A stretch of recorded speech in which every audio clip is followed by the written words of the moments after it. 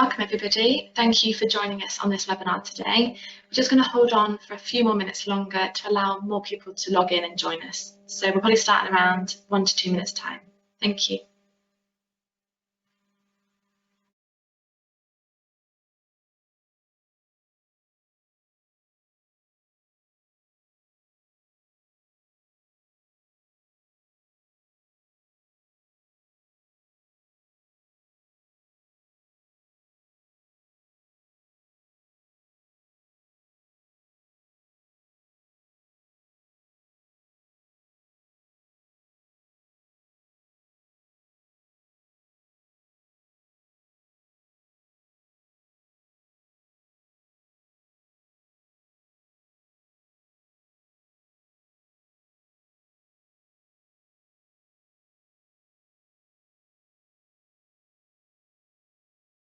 Hello to those who have just joined us. Just to let you know, we're going to wait just another minute, let some other people log in and join the webinar. So we'll be starting in about 60 seconds. Okay, thank you.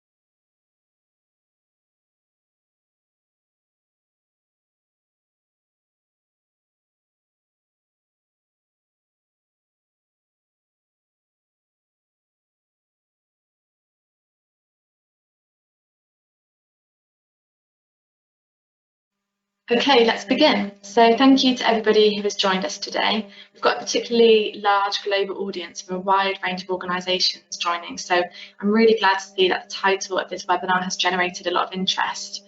My name is Samantha Harris, I work for IRM, and I'll be the compere for this webinar.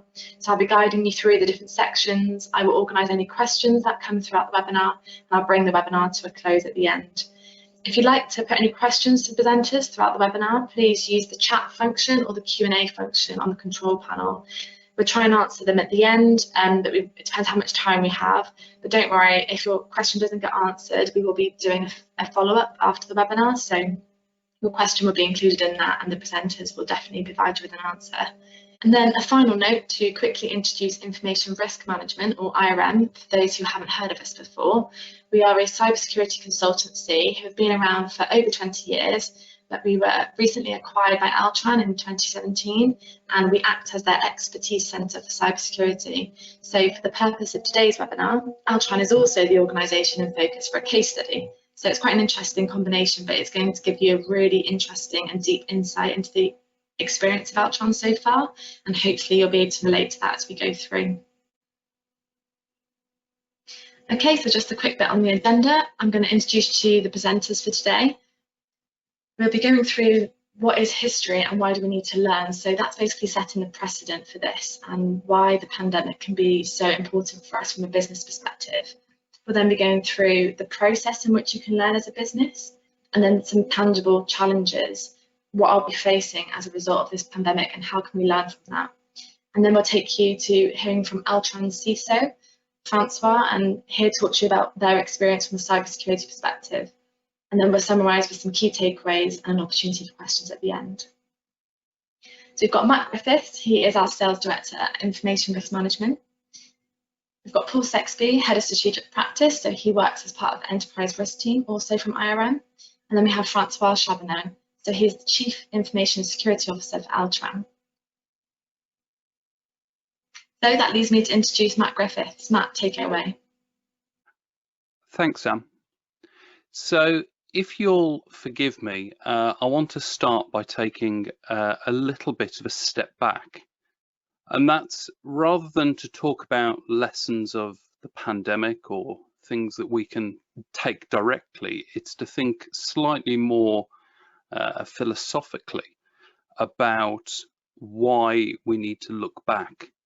And if we can then understand why we need to look back, that will help drive the process, which then means we can learn the most we possibly can out of the situation we're in.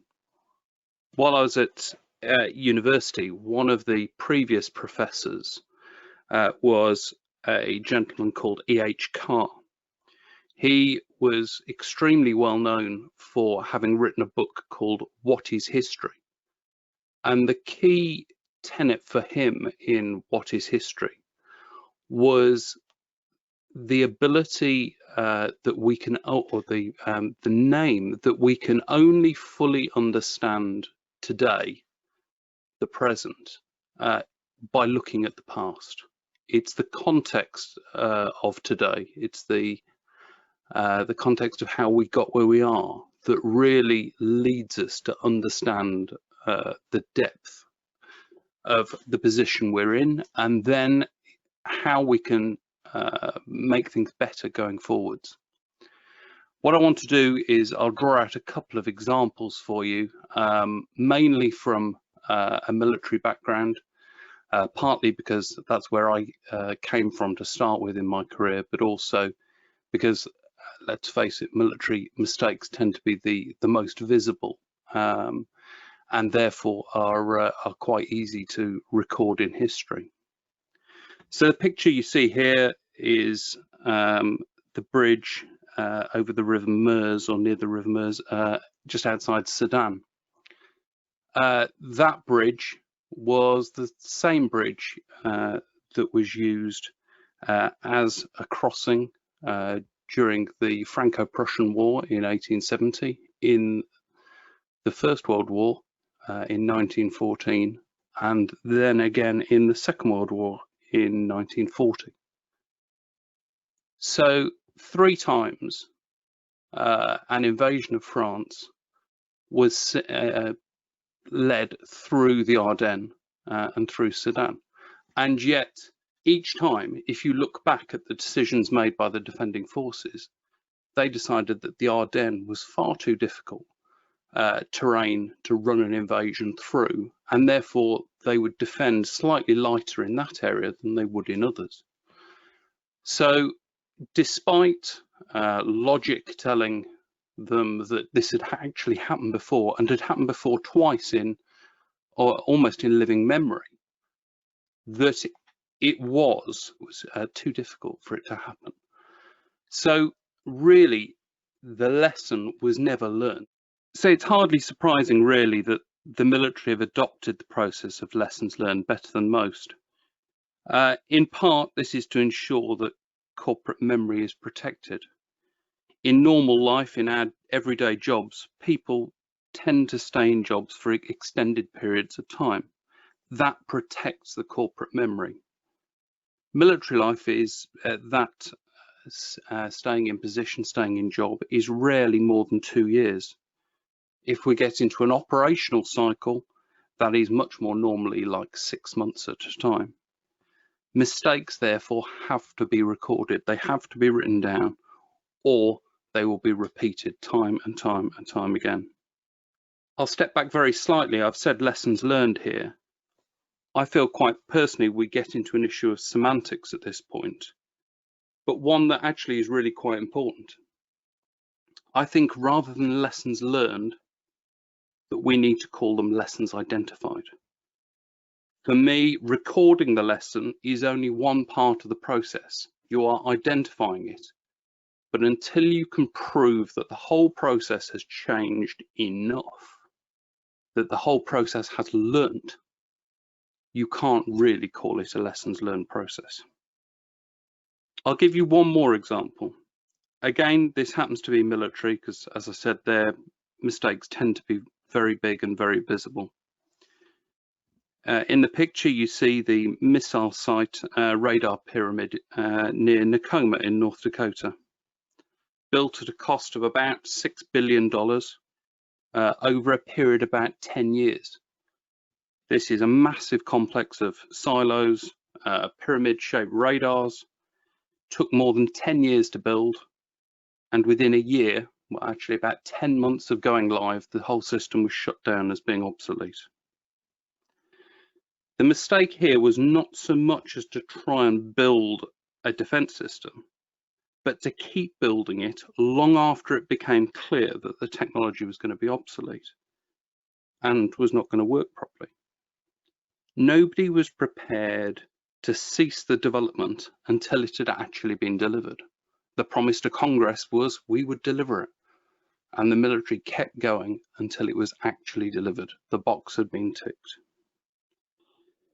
Perhaps we can improve on Churchill's statement here. All men make mistakes. Only wise men learn from their mistakes.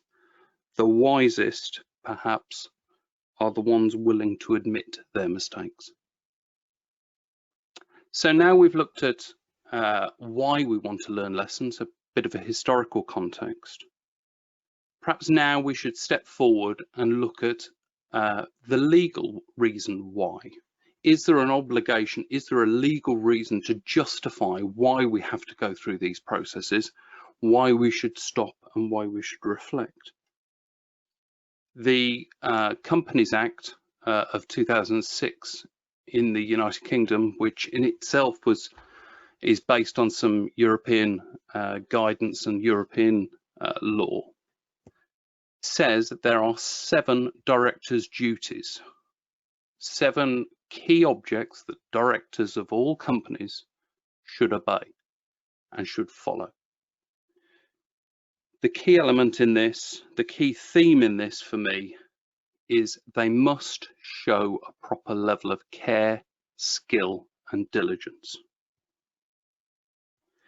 So the rest of the list, absolutely, they're really important in the day-to-day business. We can't ignore them, we can't skip through them. But from the purposes of lessons learned, to show the proper level of care, skill, and diligence, you have to understand how your business is running. You need to understand what you are doing well, and more importantly, what you are doing badly, so that you have the opportunity to fix that. You have the opportunity to come back and not repeat the same mistake endlessly, because to repeat the same mistake endlessly, you would not be showing a proper level of care, skill, and diligence. So we've got a legal framework, we've got a historical framework as to why we should do this. We now come to what we should actually do. I'm not going to spend a great deal of time trying to persuade you, trying to tell you what a lessons learned process should be. But for me, you need to keep it very simple, but we need to make sure that each of the steps is covered off. I think really within that, it needs to have 6 elements. And I genuinely don't think we can skip any of those elements. So it doesn't matter really where we start, but if we start in this case with the activity, the key during, while you're performing the activity and soon after, is to gather observations. Try to understand what went well, what went badly, and make sure that is understood and that is recorded. You can either do it during the activity, you can do it at stages, or you can do periodically. Or for a relatively short activity, you can do it at the end. But it needs to be done in such a way that elements, if you have a very extended activity, the elements from the beginning are not forgotten. As you go through the gathering of observations, you need to try and distill those down into what they actually mean, so that we take away the moans and the groans of the people who are doing it, whether they've had the right cup of tea on the right day, but actually down to, are they things that are systemically need to be addressed? That then allows you to take those observations and form them into your lessons identified, your list of things that you need to do better. You can then, with a team from across the business or across the activity, look at each of those and work out the ways that can be improved on. That improvement then gets embedded into the process for the next time. So the process gets rewritten so that the next time the activity is going to be performed, the process has been updated to take account of those lessons. And finally, and probably the most important, but I'm not sure in a cycle you can genuinely have most important, but I think one of the real key elements, and where this will almost always fail, is on education. It's fine to rewrite the process, but if the activity is going to change, then the education has to be done. So that is the education for the people who are performing the activity next time around to make sure this gets embedded. And the key part then for me is to repeat the process and keep going, is never genuinely believe it's perfect. Each time there is activity is perform that lessons learned process, run through and try and work out if there's any element that can be improved. Okay, so thank you, Matt, for that. So we're moving on now to what the GRC challenges are that we're facing throughout the pandemic and in the future, and how we can learn from that. So what we're going to do, me and Paul are going to present some questions, and Paul's going to provide a bit of feedback. So the first question we have for you is about operational impact. So a lot of people have been asking us, obviously we were very unprepared for the effects of the pandemic, especially on the operations. So Paul, how would you assess its impact on the GRC landscape? Hi Sam, thanks. I think there's quite rightly been a focus on health and safety as employees exercise their duty of care towards their staff, customers and business partners. That's only right in these situations. However, as time has moved on and organisations cannot ignore their responsibilities and the need to undertake internal and external compliance checks and audits. The landscape itself has changed almost overnight. There are organisations who've completely shut down and await the easing of sanctions before re-establishing operations, albeit perhaps in changed circumstances. Others, although choosing to close their premises, have sustained operations through remote working. And then there's a combination of those two models where some functions have been fulfilled in the office and those who've been working remotely. And then, of course, we've got the companies who are supplying essential goods and services who've increased operational capacity to meet the demand and pressures. So from a governance and control perspective, there's now more personal data, business sensitive data and intellectual property being processed outside what was clearly defined business boundaries and corporate premises. The work environment has well and truly encroached onto the home environment, and governance processes will need to reflect this. Family members who would not normally be invited or permitted into corporate premises, but now the corporate environment has been extended in ways that includes them. In the event of a data breach or adverse incident, can you produce timely and substantial evidence that good governance has been maintained, or that as part of due diligence and compliance activities, you've reassessed your stance and controls to reduce potential risks and exposures? The GDPR itself, with its global reach and implications, stipulates the need for data protection by design and default, and for governance processes that includes regular testing, assessing and evaluation. And of course, that applies to the cybersecurity landscape as well. Can organisations that can truly evidence apply the principles are usually better set to outperform their competitors, and therefore attract investors who in turn help financial growth. From a risk perspective, the landscape's changed again almost overnight with the introduction of many new remote workers who, along with their various endpoint devices, expand the opportunities for exploitation by cyber criminals.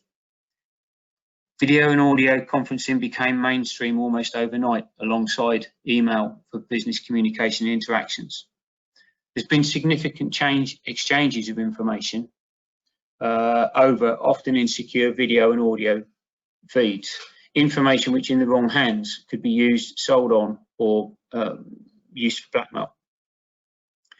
Individuals connected with corporate networks, systems and applications via home broadband systems, which themselves are often insecure and vulnerable to exploitation. The mini home network that most of us now operate interconnects with other uncontrolled devices, CCTV, utility control systems, televisions, games consoles, other electrical goods, Our smartphones, tablets, laptops used by other family members, all of which provide possible opportunities for exploitation and routes back to the corporate device, the network, and the information contained therein.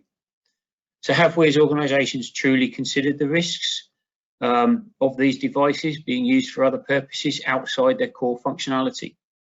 This may be as a games console to help with the children's education via school, college or university systems. Those with malintent have certainly assessed these risks and rewards.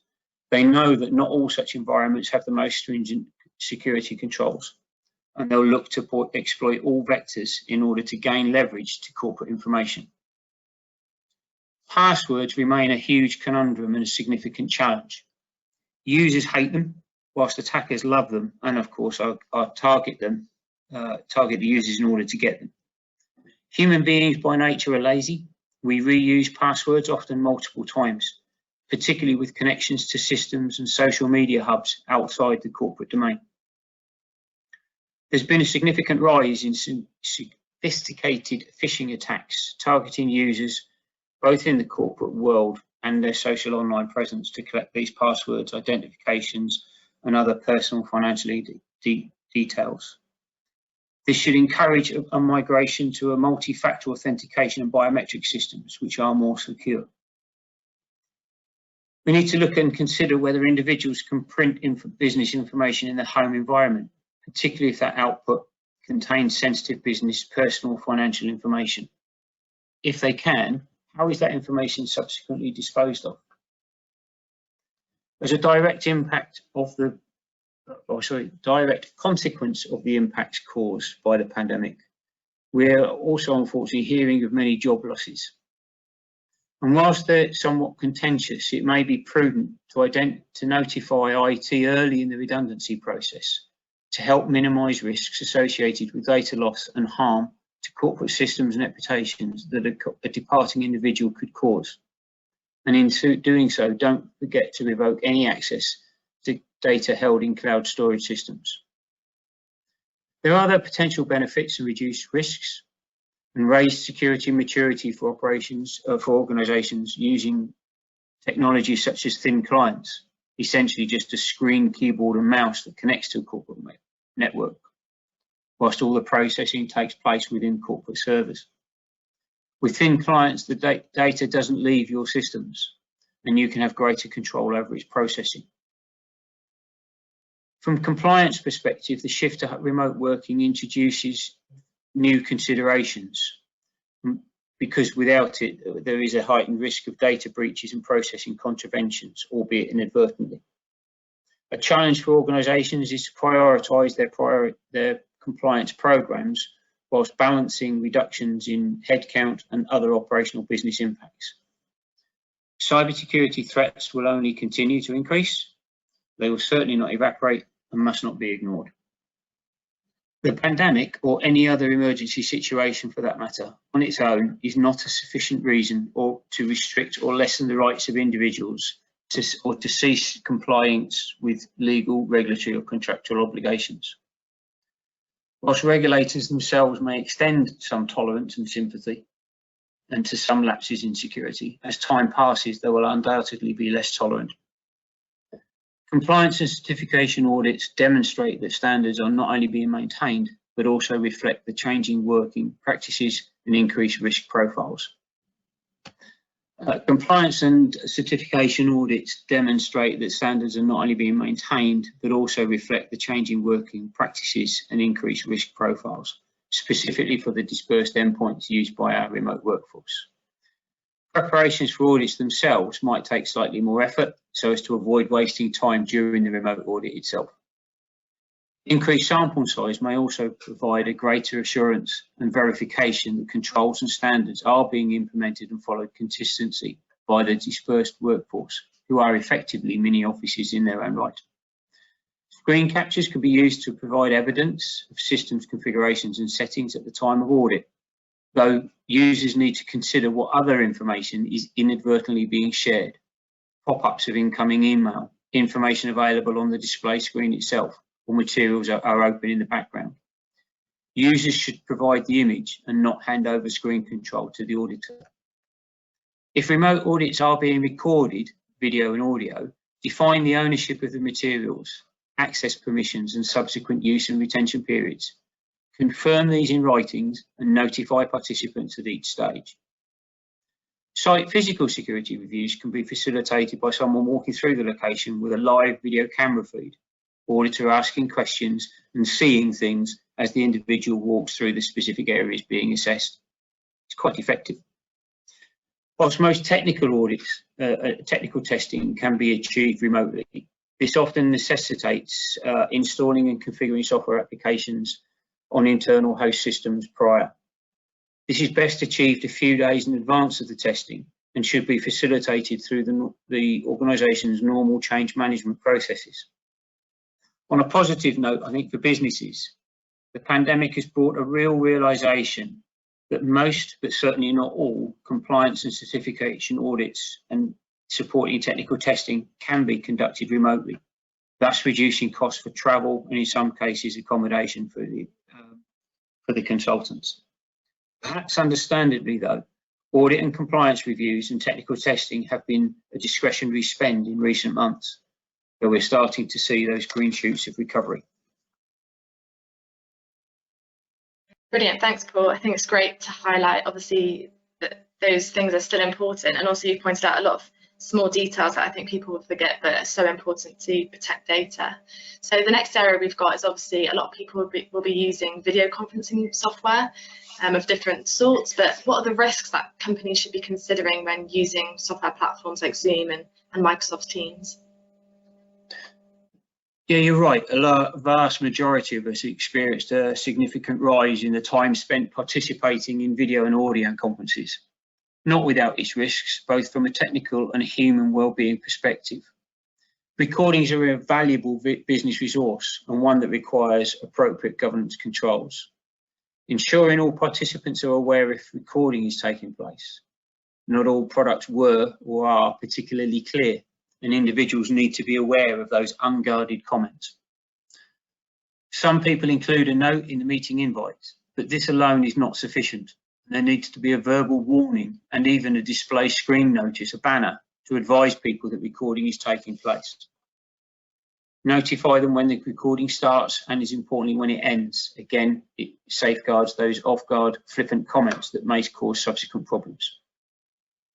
Individuals not directly involved in speaking should remember to mute microphones to reduce background noise and interference.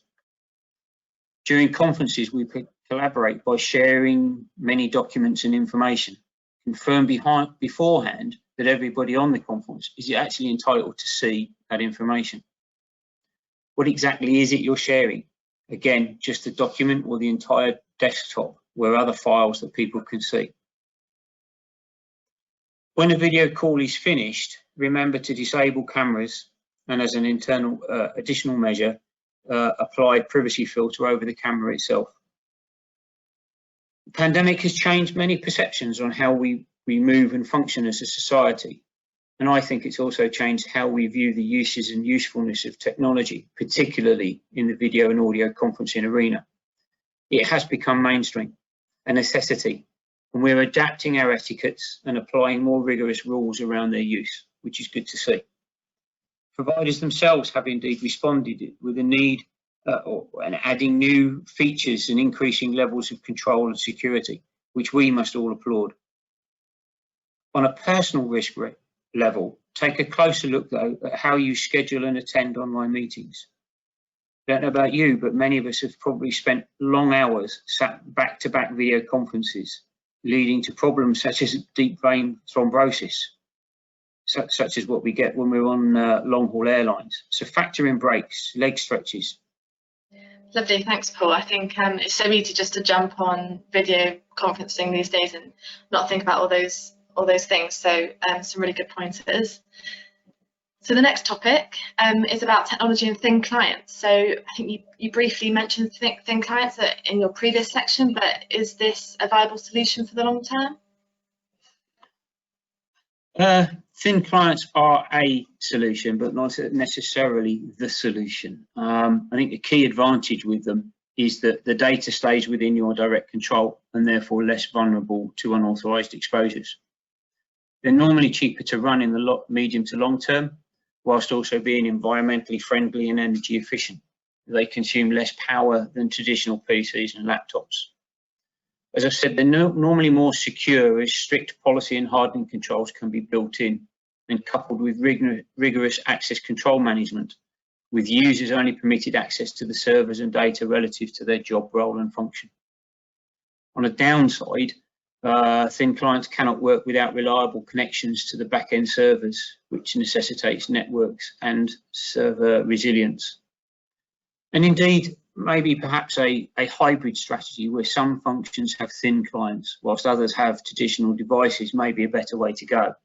And this can only be determined really through a risk assessment to help inform that decision. Software as a service is of course a viable alternative, although we need to ensure that robust contracts and agreements exist to determine the level of responsibility, accountability and liability with the provider. And it's particularly important to ensure that an exit strategy exists so that you can get your business data back if you subsequently fall out with the provider in the future. Interesting, some good considerations there. So that brings us on to safeguarding systems and data. So what key things should businesses consider to help safeguard their business systems and the data, especially if employees are going to continue to work remotely from home? Yeah, I've already alluded to the fact that I think home workers need to look at the default settings on their wireless hub. Have they set a passphrase access code? And ideally, of course, one that's not used elsewhere. Firewalls and malware protection systems should be enabled and up to date and function as we intended, but hopefully a lot of that is already dictated and controlled by corporate policy on our corporate devices. We shouldn't allow individuals to download and store sensitive personal business information on a local device. And if they do have to retain it locally, is it backed up in accordance with corporate rules? And we should only use authorised and approved cloud services. Now, perhaps more than ever, users need to be vigilant with email and very wary of the phishing scams. Many companies include a banner on their incoming external correspondence to nudge people to think that what they're doing and to highlight the correspondence is coming from outside their boundaries. The business policy may prohibit downloading and installing software and applications on these corporate devices, and to ensure that people check first and ensure it's permitted before installing. Even at home, when leaving your device unattended, we should still be in the habit of locking screens as we would be required to do in the office.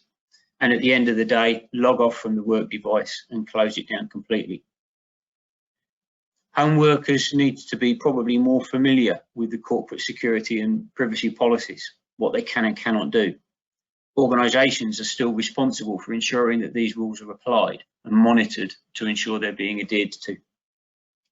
We need to look at our data processing activities, data privacy policy, to ensure that what we're doing includes the additional endpoints, identifying those new processes and controls, and relating to how and why personal information is being processed and shared. There may be consequential impacts for handling subject access requests and how individuals' rights are exercised, and that in turn may require our privacy notices to be updated to fulfil our controllers' responsibilities and to provide transparency in our processing activities. Brilliant, thanks for that, Paul. Before we move on to Francois' section and to hear how all these things are translated for Altran as an organisation, can you just give us a quick summary, because I think you've given us a lot of information. Yeah, I mean, I think the interesting thing, I think that the pandemic has brought forward transformational change by 7 to 10 years, and it really has accelerated what we're doing. Many organisations and individuals were slow perhaps to realise or even dismissive of the potential magnitude of what was unfolding by the pandemic, its rate of spread and its impact would have on our business and our personal lives. Yes, we will, and we are adapting rapidly to the changes it's now brought about. It's innovating new business models and processes, and at a rate of acceleration we could only have dreamed about previously. From a cybersecurity audit compliance perspective, we're seeing signs of recovery, particularly in large multinationals. But of course, many of our SMEs are not yet back to operations, and such activities are not exactly top of their priority list. But going forward, yes, undoubtedly, we're going to do many things differently, hopefully better, with more defined controls, greater perception and appreciation of risk, whilst being able to substantiate through our processes and verification audits that we have integrated the needs of both personal safety and cybersecurity controls into our business operations. Thank you very much, Paul. A lot of tangible recommendations there, so I hope those listening were able to quickly jot down some ideas to apply to their own organisations. So thanks to Paul, we've got a great overview of the types of challenges that organisations have been facing. But now we can hear from Francois. He's here to give you an insight into Altran's experience with the pandemic and how this has specifically impacted their cybersecurity priorities. Thank you, Sam. So before to go in details, let me share some information about the activities of Altran. So we are a company delivering engineering services, which means that we deliver projects for our clients. And some of these projects are pretty much sensitive or confidential when we talk about military aeronautics or research and development. And because of this criticality, we have to deliver the projects from our client labs or office. And so when COVID occurred, we had a lot of requests from our clients to allow our engineers to work remotely from home.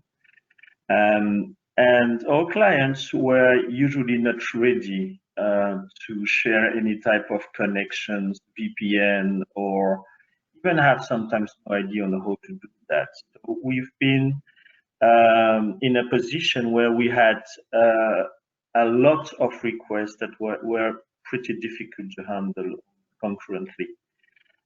So we decided to define standardized ways to connect all people to the information systems of Altran or of the labs or of our clients, depending on certain criterions. And this has been a key for us to be able to react promptly to all of these demands. And two of the decisions we took pretty early were about to change or to adapt the business continuity plan we have, and especially the business continuity plan of the SOC, Security Operations Center. Honestly, we were not ready to really face the COVID type of work from home environment for a SOC. It was pretty unexpected for us. So what we decided pretty quick is to start to ask 10 or 15% of the team to work from home the first days of the COVID, just to see how it works and how to adapt our processes and the daily operations. So it worked pretty good, and quickly we were in a position to be able to deliver 100% of the service in this work from home context. And when the lockdown occurred, then we were completely ready. And we're still in this position, this condition. And the second type of decision that was very important for us was to help our employees to have the appropriate behavior with their workstation. In fact, for most of them, they were not used to work alone in a non-professional environment. So we had to help them to take the right decisions, to have the right reactions and behavior with their workstations. On the next slide, this diagram is showing the amount of incidents the Security Operations Center raised to a local IT team. And we can see clearly the peak, which is about the beginning of the COVID crisis. Two main reasons for that. One is that in order for our employees or engineers to continue to deliver the project, a certain amount of them had to transfer data from the client environment, the workstation, and they did that with USB media storage that the client provided. It appears that there was some malicious code on this media storage. The second reason is that as soon as the COVID started, we've all seen that the phishing activity, the hacking activities raised intensively. It was really spectacular. And in fact, this impacted the personal sphere of our employees. Specifically, everything which was internal, Altran internal, was protected. But the WhatsApp, the Gmails, the social network applications, etc., have been massively used by hackers to push some impersonations attack, phishing, spear phishing, etc. And we had some professional issues coming from that when, for instance, some VIPs who are connected with other VIPs of other companies with instant messaging applications, for instance, were victims of such attack. Then we had to take this incident into consideration, even if the incidents were not purely impacting Altran internal systems.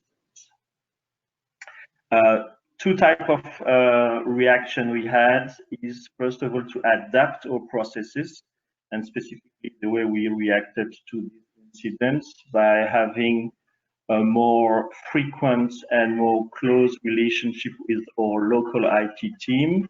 We're on the front line for that. And also we massively, regarding the technology, some information about the laptops. We had our laptops, for most of them, they're encrypted because of the information we manipulate.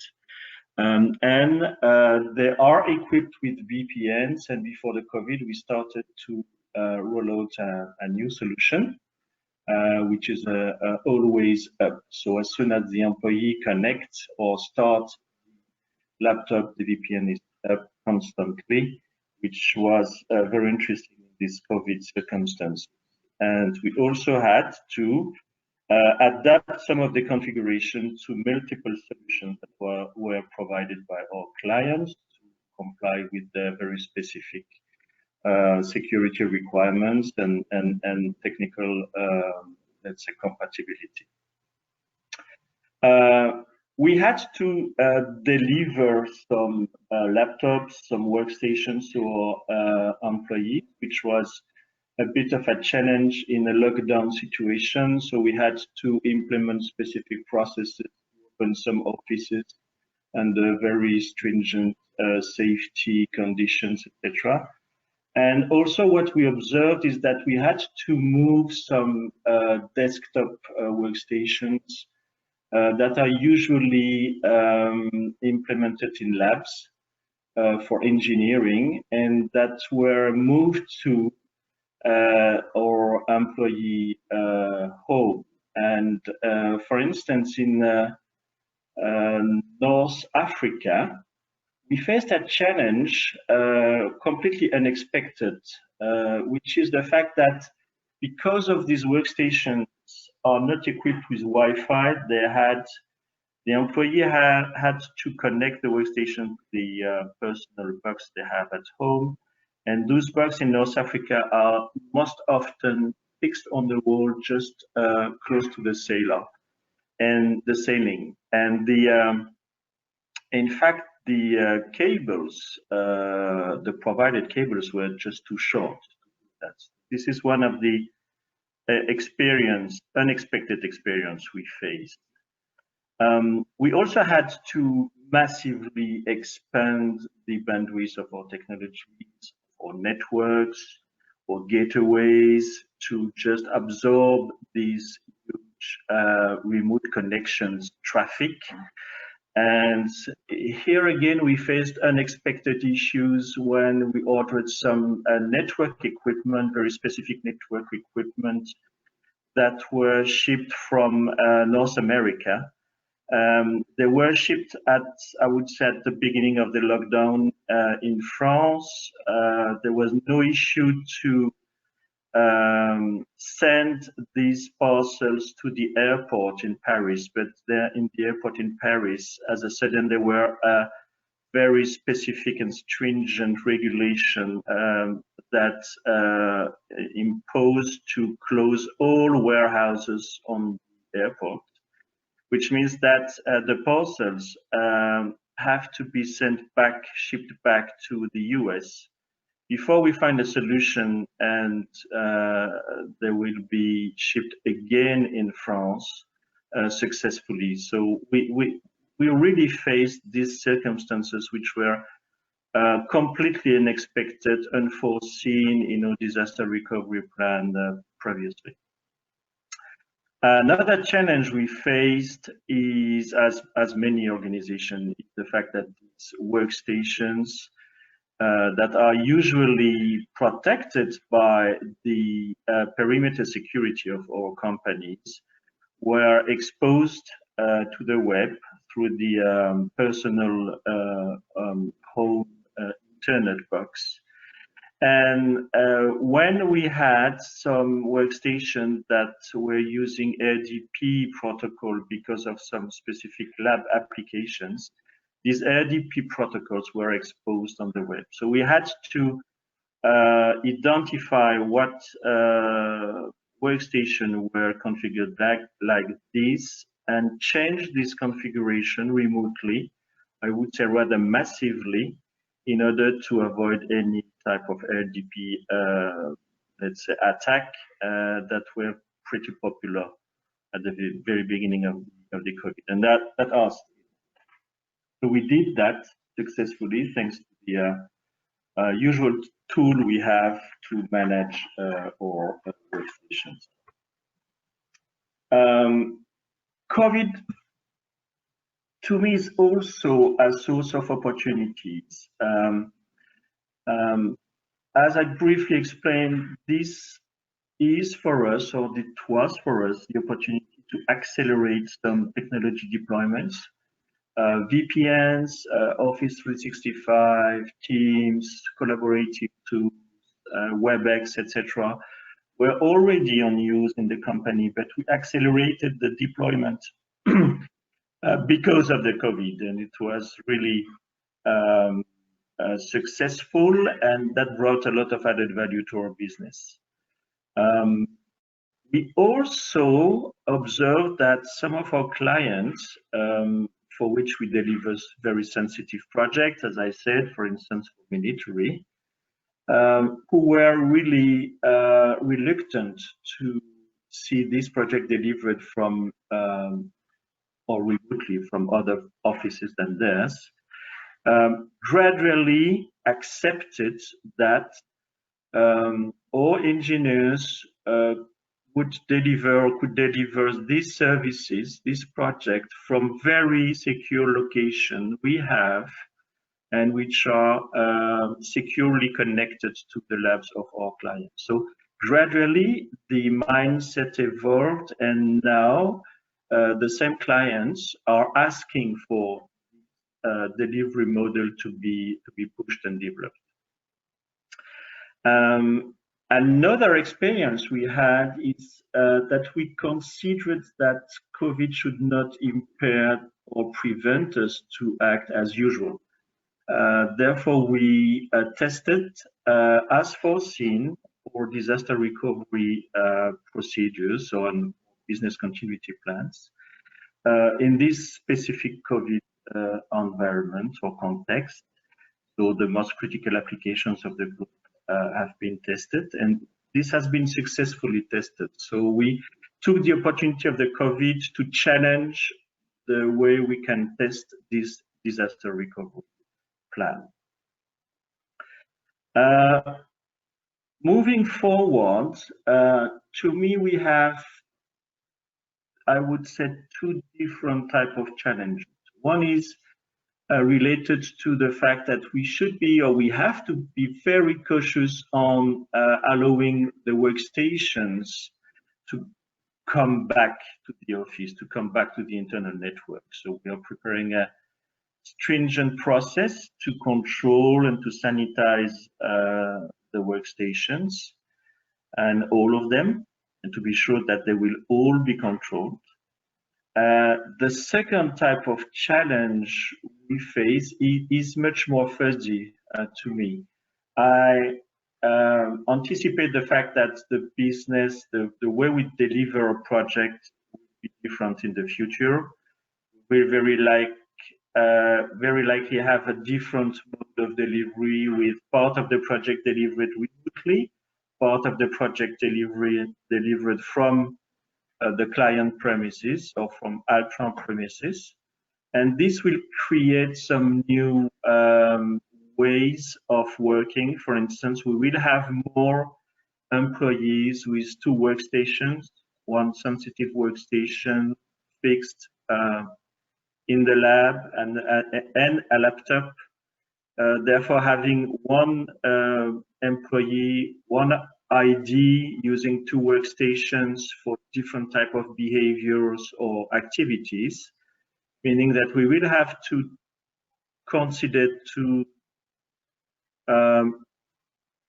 type of normal behavior and therefore abnormal behavior in the future. And this will be a bit of a challenge for the security teams, I think.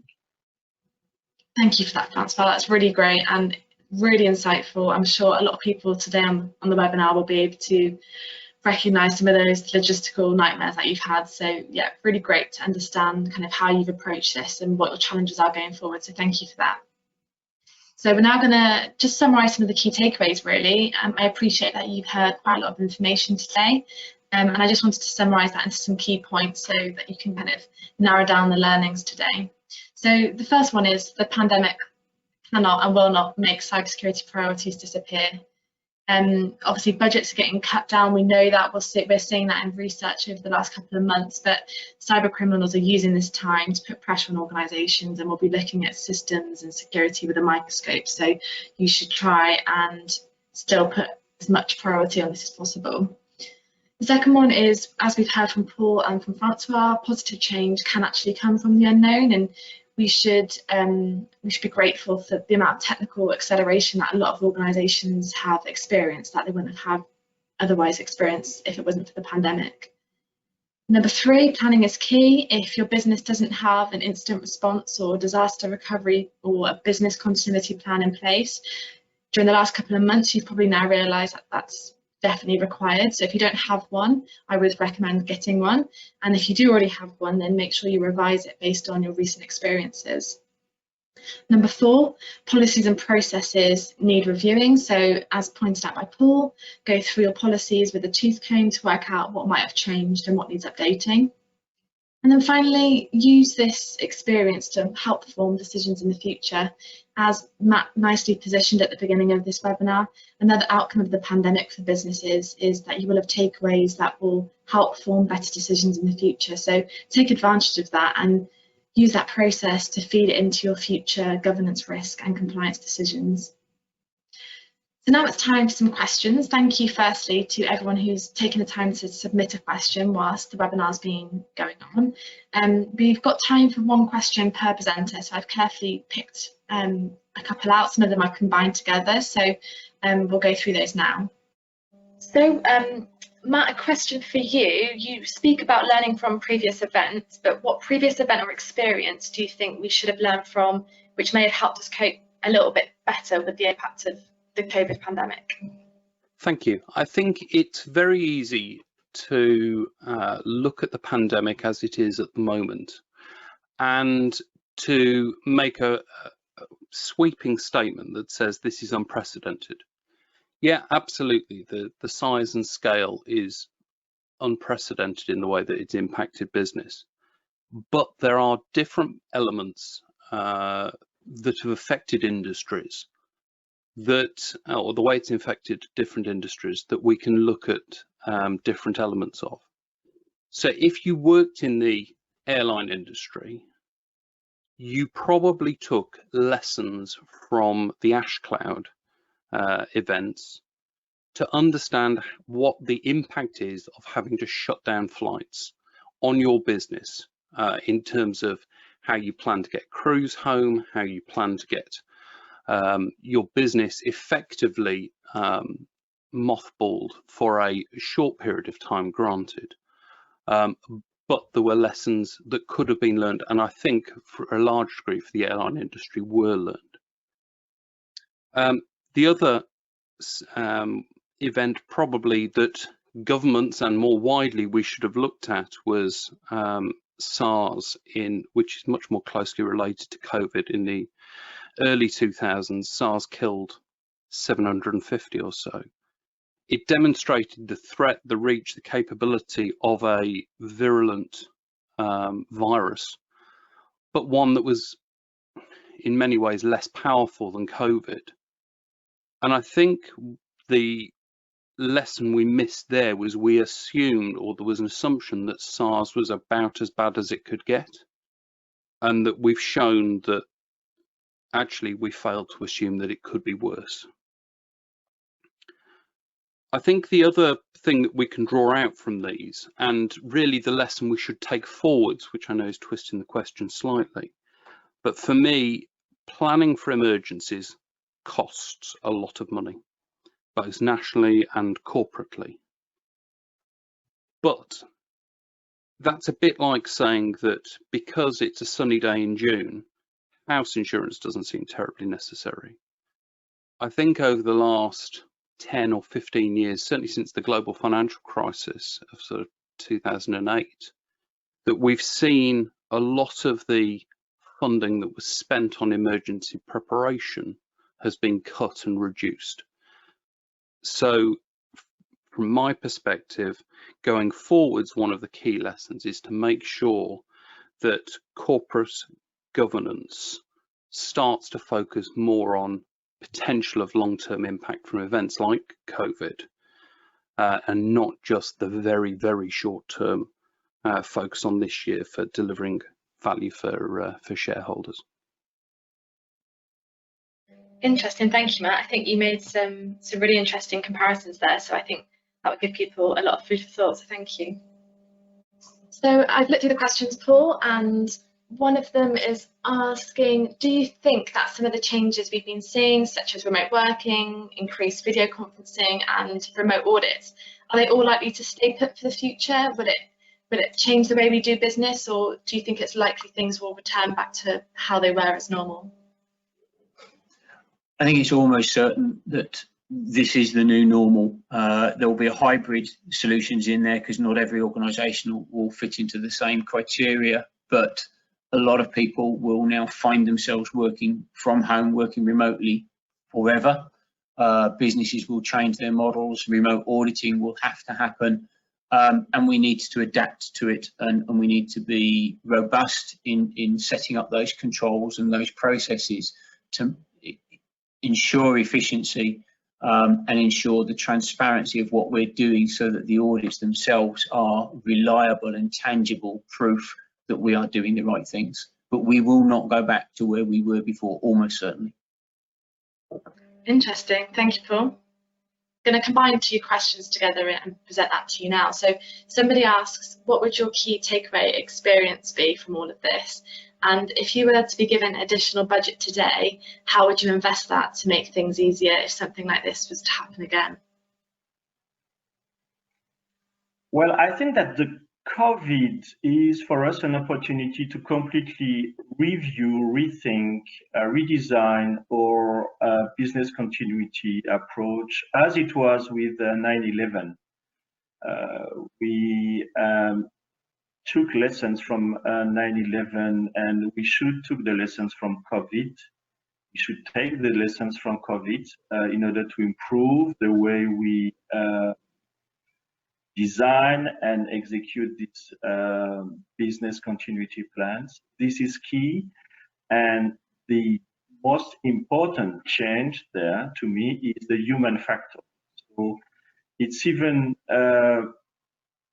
more important in the future to consider the human factor in this type of pandemic plan than before.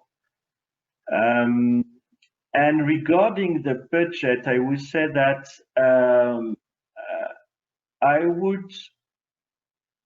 the thing I would like to do differently is, once again, is human-oriented, is the way we help our employees or users to behave accordingly to the threats and the risks that are taken.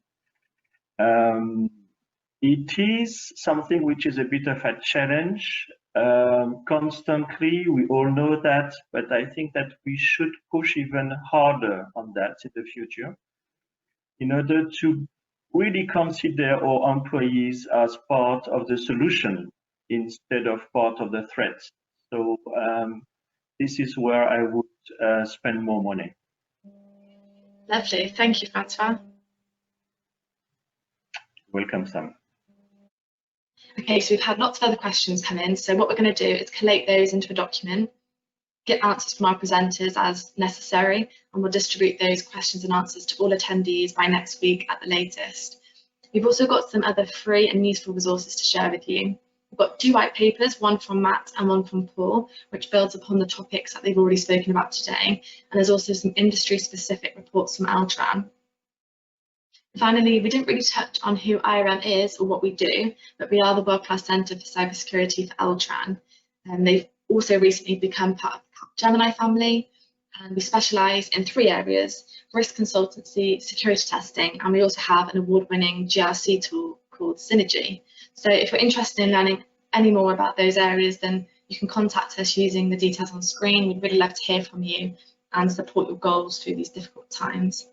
So that brings us to a close. Thank you all for listening. We hope you've gained some really useful takeaways. We'll be in touch soon. Take care, stay safe, and goodbye. Thank you.